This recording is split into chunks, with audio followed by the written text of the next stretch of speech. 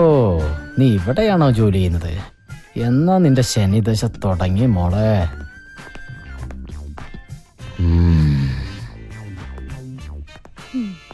അതെ, നിക്ക് നിക്ക്, ഇപ്പൊ സമയത്രേ. കൃത്യനിഷ്ഠ, സമർപ്പണം, ആത്മാർത്ഥത, ഈ വക സ്വഭാവ ഗുണങ്ങൾ വാങ്ങുന്ന ശമ്പളത്തോട് കാണിക്കണം. അല്ലെങ്കിൽ കിട്ടുന്ന ശമ്പളം നാട്ടുകാർക്ക് സ്കാനിങ്ങിനും എക്സ്റേക്ക് കൊടുക്കാനേ കാണൂ. മൂക്കിലൊരു കണ്ണട വെച്ചത് കൊണ്ട് മാത്രം ഇവിടെ ഒരു പെണ്ണും ഇന്ദിരാഗാന്ധി ആയിട്ടില്ല. കണ്ണുരുട്ടി പിടിപ്പിക്കാതെ പോയി അറ്റൻഡൻസിൽ ഒപ്പറി. പേടിച്ചു പോയി പാവം. Welton Adityavarma, Welton. പേരാദിത്യവർമ്മ, രാജരക്തത്തിൽ ജനനം, എന്റെ കൈകൊണ്ട് മരണം. Adityavarma. Yes.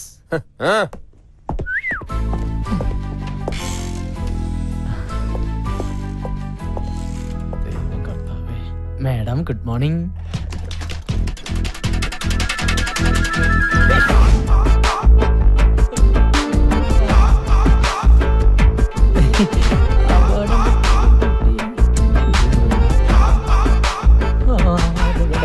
You are a best performing artist.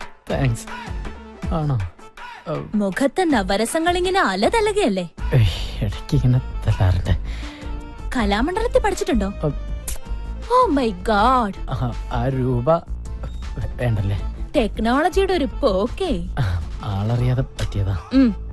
ഇരിക്കാനല്ലേ പറഞ്ഞേ? ആ സർട്ടിഫിക്കറ്റ്സ് ഇങ്ങ് തരൂ.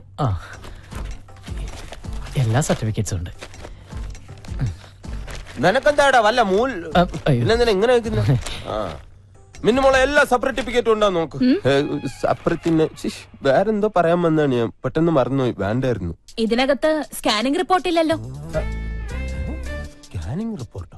ഇവിടെ ജോലി ചെയ്യണമെങ്കിൽ ഹോൾ ബോഡി സ്കാനിംഗ് റിപ്പോർട്ട് നിർബന്ധം. അത് മാത്രം പോരാ, നീ രാജരക്തത്തിൽ പിറന്നാണോന്ന് അറിയാൻ വേണ്ടിട്ട് രക്തം, കഫം, മലം, മൂത്ര എല്ലാം എനിക്ക് ടേസ്റ്റ് ചെയ്യണം. ഇല്ലേ മിന്നു?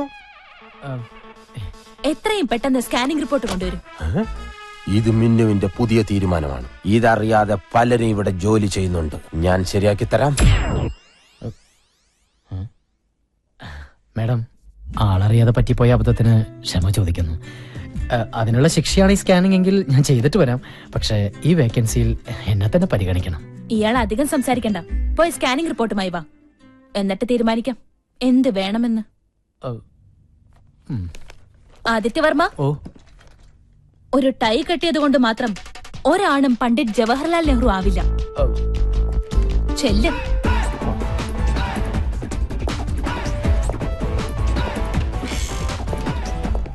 മേഡം, ഇതുവരെ ഇല്ലാത്ത ഓരോ നിയമങ്ങൾ കൊണ്ടുവന്ന് ഞങ്ങൾ വലഞ്ഞു പോട്ടാ. എനിക്കാണ് ഈ ഹെർണിയുടെ അസുഖങ്ങളിൽ ഒരാഴ്ചയായിട്ട് മൂത്രം പോട്ടില്ല. പെട്ടെന്ന് സ്കാൻ ചെയ്യണം, മലമൂത്രമൊക്കെ പരിശോധിക്കുന്നത് ഞങ്ങൾ എന്ത് ചെയ്യണം? അല്ലേ? ആര് പറഞ്ഞു? ഞാനാണ് പറഞ്ഞത്. അതെ, മിന്നു മനസ്സിൽ തീരുമാനിക്കുമ്പോൾ ഞാൻ മദ്രാസിൽ കാണും.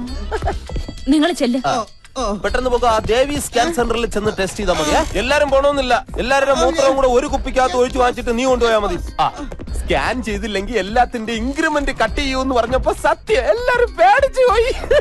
മഞ്ജുലേട്ടൻ പോ. അല്ല, എനിക്ക് കുഴപ്പമൊന്നുമില്ല, ഞാൻ ടെസ്റ്റ് ചെയ്ത്. ശരി.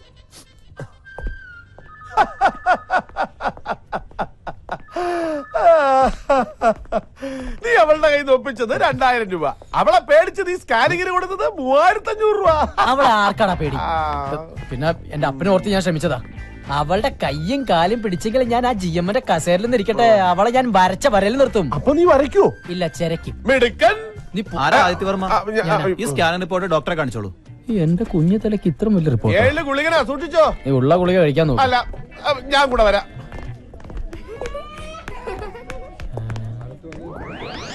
ഇതെന്താ ബീവറേജിന്റെ ക്യൂ? ദേ, ഒരു ചെറിയ നീണ്ട ക്യൂ ആയതുകൊണ്ട് പെട്ടെന്ന് അങ്ങോട്ട് പോവാ. ഇനിയിപ്പോ എന്ത് ചെയ്യും? ഒരു ഐഡിയ ഉണ്ട്. കൂടെ നിക്കണം.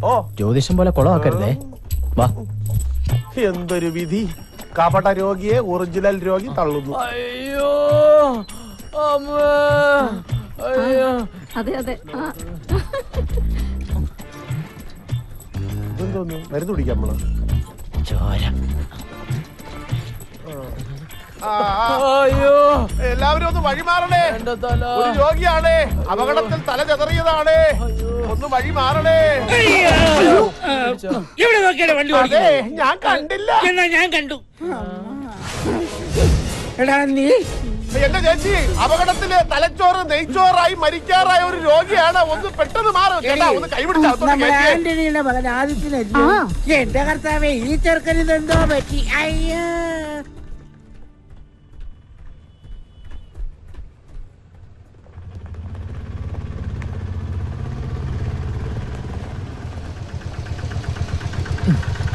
ബാലൻസ് താൻ തന്നെ വെച്ചോ. മിന്നു മേഡത്തിന് പോകുന്നു. അയ്യോ മേഡം, അയ്യോ അതെ, സ്കാനിംഗ് റിപ്പോർട്ട് കിട്ടി, ഫിറ്റ്നസ് സർട്ടിഫിക്കറ്റ് തന്നിട്ടുണ്ട്. എത്ര വർഷം വേണമെങ്കിലും ജോലി ചെയ്തോളാൻ പറഞ്ഞു. തലയ്ക്കൊന്നും ഒരു കുഴപ്പമില്ല. ഇതാണ് എന്റെ തലകൾ. ഇപ്പൊ ഇയാൾക്ക് ആശ്വാസമായല്ലോ. ഇനി സമാധാനത്തോടെ വീട്ടിലേക്ക് പോയിക്കോ. അയ്യോ മേഡം, അങ്ങനെ പറയരുത്. ഇയാളുടെ തല സ്കാൻ ചെയ്യാന്നുള്ളത് എന്റെ ഒരു കുഞ്ഞു പ്രതികാരമായിരുന്നു. അത് ഇത്ര പെട്ടെന്ന് താൻ തന്നെ സാധിച്ചായിരുന്നു കരുതിയില്ല. ഓക്കെ, ഭാഗ്യമുണ്ടെങ്കിൽ ഏതെങ്കിലും ഹൈവേയിൽ വെച്ച് അയ്യോ പോലെ അങ്ങനെ പറഞ്ഞ ഈ ടൂ വീലറിന് തല വെച്ച് ഞാൻ മരിക്കും. എനിക്ക് ഒരു തവണത്തേക്ക് മാപ്പ് തന്നൂടെ? സോറി ആദിത്യവർമ്മ, ചോദിക്കുമ്പോ എടുത്തു തരാൻ മാത്രം എന്റെ മാപ്പ് സ്റ്റോക്കില്ലല്ലോ. അയ്യോ, ഒരു കാര്യം മറന്നു. ഒരു കുടുംബത്തിന്റെ മുഴുവൻ ഉത്തരവാദിത്വം ചുമക്കുന്ന തലയല്ലേ ഇത്. ഇനി ഈ തലയ്ക്കൊന്നും സംഭവിക്കാതിരിക്കാൻ എന്റെ വക ഇതിരിക്കട്ടെ. ഹെൽമെറ്റ് ഇട്ടിട്ട് കാര്യമില്ല മേഡം, ജോലി.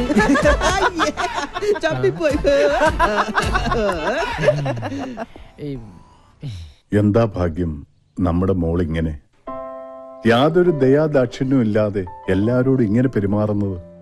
ആ, എല്ലാം കാണാനും കേൾക്കാനും എന്നെ തനിച്ചാക്കിയിട്ട് നീ പോയില്ലേ?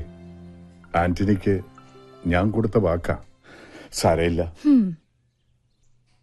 അയാളോട് ഇത്ര വലിയ തെറ്റ് ഞാൻ ചെയ്തെന്ന് അച്ഛന് തോന്നുന്നുണ്ടെങ്കിൽ ഞാൻ പ്രായശ്ചിത്തം ചെയ്യാം. നാളെ തന്നെ മിന്നു ഗ്രൂപ്പിന്റെ ജനറൽ മാനേജർ ആക്കാം അയാളെ. പക്ഷെ ഒരു കാര്യം, ഇനി ഇതുപോലെ എന്തെങ്കിലും ആവർത്തിച്ച ആ നിമിഷം ഞാൻ അയാളെ പറഞ്ഞുവിടും. അന്ന് എന്റെ അമ്മ ഇങ്ങനെ ബുദ്ധിമുട്ടിക്കരുത്. പ്രോമിസ്. പോരെ? മതി. Wish you all the best. Thank you sir. Take your seat. ഇപ്പൊ സന്തോഷായില്ലേ? എങ്കിൽ ചെലവ് ചെയ്യും. എന്നാ ലഡൂലാവാം. എന്റെ ഒരു സന്തോഷത്തിനാ. നിങ്ങളുടെ സന്തോഷത്തിനോ? നിങ്ങൾ എന്തിനാ സന്തോഷിക്കുന്നത്? നിങ്ങൾ ഇവിടുത്തെ ഡ്രൈവറാണ്. നിങ്ങൾ ആ ജോലി ചെയ്താൽ മതി. ഞാനാ പറഞ്ഞ സ്റ്റാഫിന് എല്ലാവർക്കും ലഡു കൊടുക്കാൻ. ഓ, താങ്ക് യു. വേണ്ട വേണ്ട.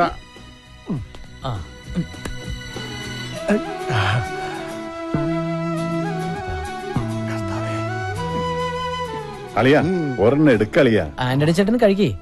അളിയൻ എപ്പോഴും ചൂടായി. മോളെ ലഡു. അമ്മാവാ, ലഡു എന്റെ പട്ടി തിന്നും. അല്ലെങ്കിൽ വേണ്ട, ഞാൻ തന്നെ തിന്നാം. അവനോടുള്ള വെറുപ്പ് എന്തിനാ പാവം ലഡുവിനോട് തീർക്കുന്നത്? നില്ലേ പട്ടി എന്നെ. നോ, എനിക്കൊരു എക്സ്പ്ലനേഷൻ കേൾക്കണ്ട. പറഞ്ഞ സമയത്ത് തന്നെ ഫ്ലാറ്റ് ഡെലിവറി ചെയ്തിരിക്കണം. മിന്നു പറഞ്ഞതിൽ നിന്ന് ഒരു മാറ്റവും ഇല്ല.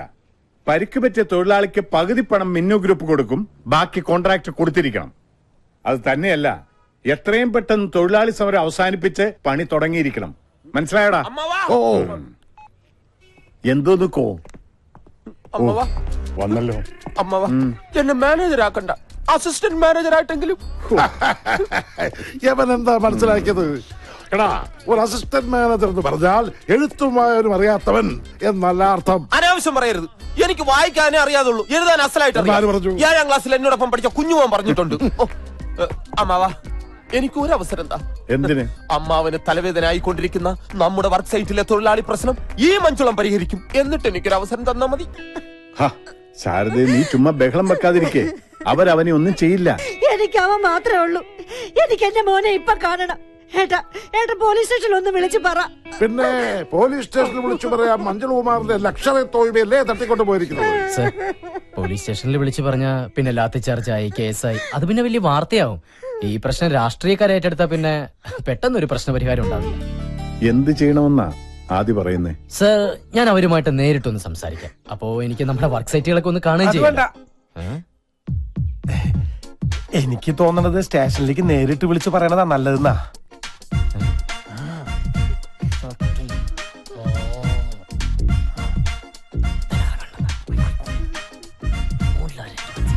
എന്താ?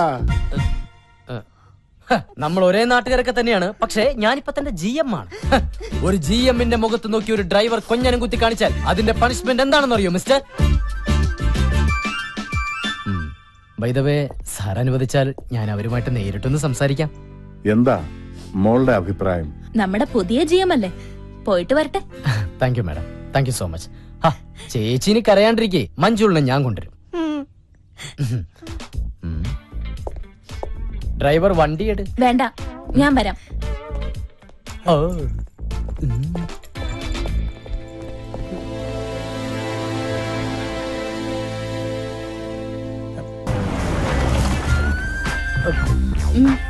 ഇറങ്ങണം മാനേജർ. അതാണ് പരുക്ക് പറ്റിയ ആൾക്ക് 5 പൈസ കൊടുക്കില്ലെന്ന് പറയുന്ന കോൺട്രാക്ടർ. അതെ, ഞാൻ സംസാരിച്ച പ്രശ്നമാവും. എന്ത് പ്രശ്നം? സമരം ചർച്ച ചെയ്ത് പരിഹരിക്കാന്ന് പറഞ്ഞില്ലേ ഇങ്ങോട്ട് വന്നത്? ഞാൻ അയാളെ ഇങ്ങോട്ട് പറഞ്ഞു വിടാം. അതെ, ഞാൻ സത്യം പറയാം. പോയോ?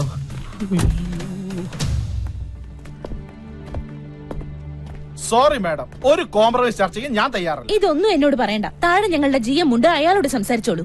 ആരോട് വേണമെങ്കിലും ഞാൻ സംസാരിക്കാം, പക്ഷെ എന്റെ തീരുമാനത്തിന് ഒരു മാറ്റമില്ല.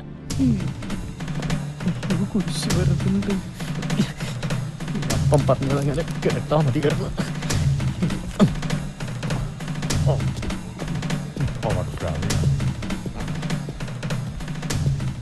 അതെ, ഇവ മിന്നു ഗ്രൂപ്പിന്റെ മാനേജർ ആയിരുന്നു. അപ്പോ അന്ന് പണിയിലെ കൃത്രിമം കണ്ടുപിടിക്കാൻ വേഷം മാറി വന്നതായിരുന്നു അല്ലേ സാർ? അന്ന് എനിക്ക് ആളെ അറിയില്ലായിരുന്നു. ഒരു ജനറൽ മാനേജർ ഒരിക്കലും ഒരു സാധാ ലേബർ വേഷത്തിൽ വരുമെന്ന് ഈ ഭൂമി മലയാളത്തിൽ ഒരു കോൺട്രാക്ടറും പ്രതീക്ഷിക്കില്ല. അതാണ് ആന്റണി ആറ്റിറ്റ്യൂഡ്. സാർ, സിമെന്റിലൊന്നും ഒരു കുറവ് വരുത്തിയിട്ടില്ല. പിന്നെ എന്തിനാണ് താൻ കുറവ് വരുത്തിയിട്ടുള്ളത്? അത് മണലിന്റെ ഡിമാൻഡ് കാരണം ചെറിയൊരളവിൽ പൊടിമണ്ണ് ചേർക്കേണ്ടി വന്നിട്ടുണ്ട്. സാർ, അത് മേഡത്തിന്റെ അടുത്ത് കംപ്ലൈന്റ് ചെയ്യരുത്. മേഡത്തിന്റെ സ്വഭാവം സാറിന് അറിയാലോ.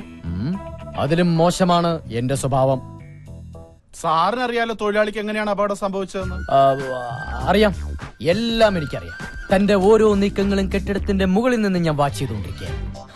അന്ന് ഞാൻ അങ്ങനെ ചെയ്തില്ലായിരുന്നെങ്കിൽ സിമന്റിലും മണലിലും കൃത്രിമം കാണിച്ച് താൻ ഈ ഫ്ളാറ്റിന്റെ പണി തീർത്താനെ. പക്ഷെ അങ്ങനെ തീർത്തിരുന്നെങ്കിൽ ഇവിടെ താമസിക്കേണ്ടിയിരുന്നവരുടെ പണി